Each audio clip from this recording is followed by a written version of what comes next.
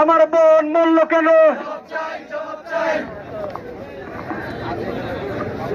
আমাদের মিডিয়ার ভাইয়েরা একটা কথা, জনগণকে পৌঁছে দাও, সেনাবাহিনীর ঘোষণা আতি আর মানুষ একসাথে থাকতে পারবে না।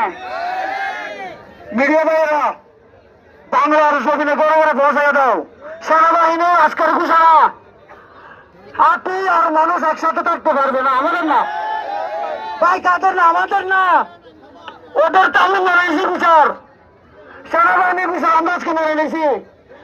হাতি আর মানুষ আজকে থেকে থাকতে পারবে না।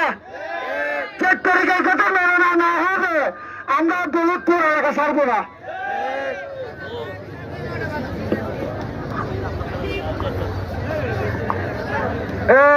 হাতি নিয়ে দালালে আমি আন্দোলনকারী সবাইকে অনুরোধ করবো, কোন ধরনের উচ্ছৃঙ্খল বয়স করবেন না। আপনি একজন উচ্ছৃঙ্খল বয়সের পরে সবাই একসাথে দল হয়ে যায়, আর যে কথা বলবে একজন গিয়ে কথা বলবে।